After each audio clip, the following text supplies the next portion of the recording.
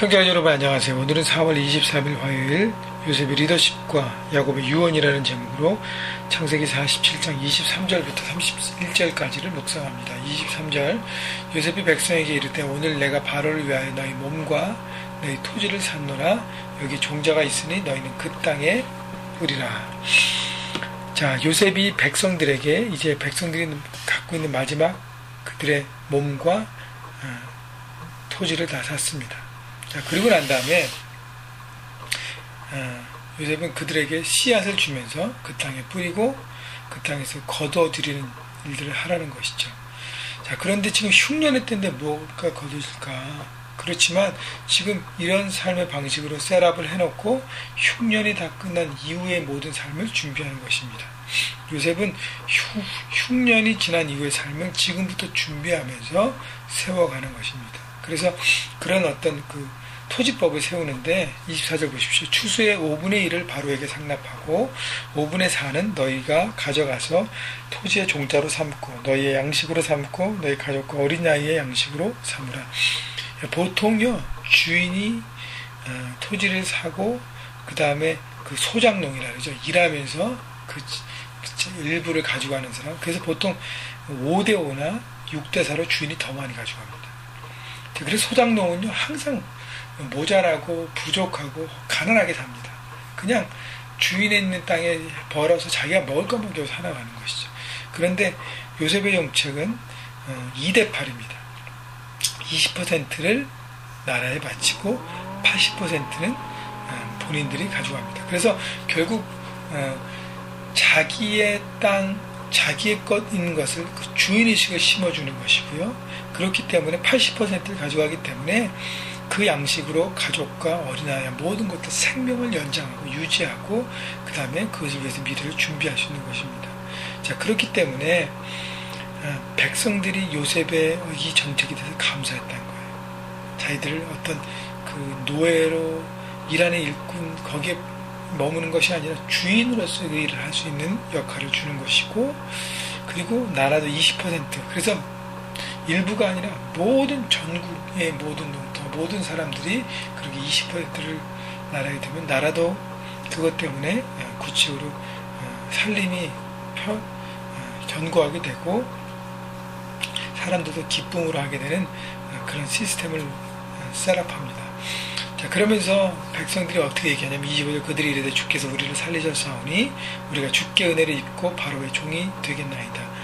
자, 주께 은혜를 입었다고 하고 있습니다. 결국은 그러니까 본인들이 살아갈 수 있는 놀라운 방법을 요셉이 마련하고 베풀었다는 것을 감사하는 것이죠.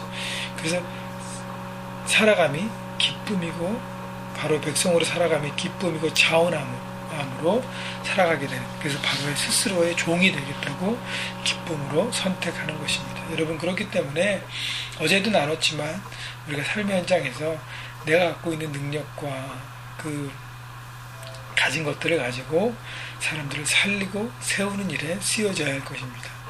자, 그래서 갖고 있는 것도 필요하지만 하나님의 지혜가 필요한 것 같아요. 그래서 잠깐이 아니라 정말 지속적으로 그렇게 그들이 도움을 받고 설 수 있도록. 26절 요셉이 애굽 토지법을 세우매 그 5분의 1을 바로에게 상납되나 제사장의 토지는 바로의 소유가 되지 아니하여 오늘날까지 이르니라.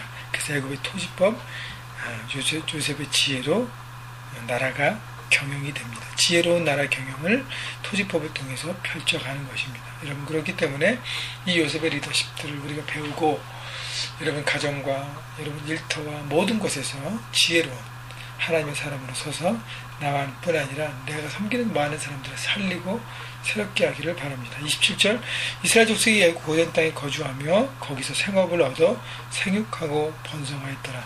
자, 하나님의 약속의 말씀처럼 야곱의 족속들이, 가족들이 고센 땅에서 하나님의 축복을 받았다는 거예요. 생육하고 번성했다는 것. 생육하고 번성한 것은 하나님의 뜻입니다. 아담에게 주셨어요. 그리고 아브라함에게 주셨어요.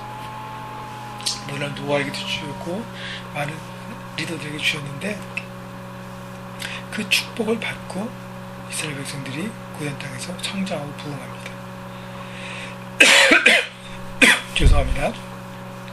자, 하나님의 뜻에 순종하는 삶을 살 때 그것이 지금 눈에 보일 때는 참 어렵고 순종하기 어렵고 받아들이기 어렵지만 결국 그 뜻 가운데 나아갈 때 결국 축복을 얻게 된다는 것. 이스라엘 족속들이 야곱의 사람들이 애굽 고센 땅에 와서 결국 승승장구하는 것을 바라보고요. 우리가 늘 기억해야 할 것은 내 기준과 내 생각으로 결정하지 않고 하나님 말씀을 기준으로 선택해서 그 뜻 안에 풍성한 삶을 누리기를 바랍니다. 28절 야곱이 애굽 땅에 17년을 거주하였으니 그 나이가 147세라. 자, 130세 왔잖아요. 17년이 돼서 17년 동안 풍성한 삶을 삽니다. 29절 이스라엘이 죽을 날이 가까우매 그의 아들 요셉을 불러 그에게 이르되 이제 내가 내게 은혜를 입었거든 청하노니 내 손을 내 허벅지 아래에 넣고 이내와 성실함으로 내게 행하여 애굽에 나를 장사하지 않도록 하라. 내가 저성들과 함께 눕거든 너는 나를 애굽에서 메어다가 조상의 묘지에 장사하라. 요셉이 이르되 내가 아버지의 말씀대로 행하리라. 자, 야곱이 이제 자기가 이 세상을 떠날 때를 이제 감지하고 요셉을 불러서 그 요셉의 손을 자기 허벅지 아래에 넣고 이제 맹세하게 하는 것이죠. 나를 이 땅에서 애굽 땅에서 장사하지 않고 내 시신을 내 조상 이삭과 아브라함 할아버지 아버지가 묻혀 있는 그곳에 옮겨서 약속의 땅으로 가져가라. 여러분, 이 야곱이 얘기하는 것은 17년 동안 편하게 살잖아요. 그죠? 그 흉년과 어려움 때문에 막 고생했고 또 자식을 잃어버린 마음 가운데 아픈 가운데 있었고 그러나 말년에 애굽 고센 땅에서 정말 평탄한 삶을 삽니다. 아들이 국무총리였기 때문에 얼마나 잘 서포트했을까요? 그래서 편안한 삶을 사는데 우리의 삶이 거기에 머무르는 게 아니라는 것이 결국 떠나야 된다는 것이 약속의 땅으로. 그렇기 때문에 여러분 이 세상에서 우리의 삶이 여기서 끝나지 않고 영원한 하나님의 나라를 가는 것을 여러분 바라보시고 우리가 이 땅에 나그네라는 것을 언젠가는 떠날 것이라는 것을 바라보고 여러분 우리가 떠날 때 이렇게 붙잡아서 놓은 것이 어렵지 않을 수 있도록 여러분 많이 갖는 것에 집중하지 마십시오. 많이 갖고 많이 나누시고 많이 베푸시고 많이 들이셔서 여러분 떠날 때 정말 가볍게 떠날 수 있도록 늘 여러분 하나님 앞에 축복의 통로로 쓰여져야 할 것입니다. 31절 야곱이 또 이르되 내게 맹세하라 하매 그가 맹세하니 이스라엘이 침상 머리에서 하나님께 경배하니라. 자, 자기 떠날 것을 바라보고 하나님께 경배합니다.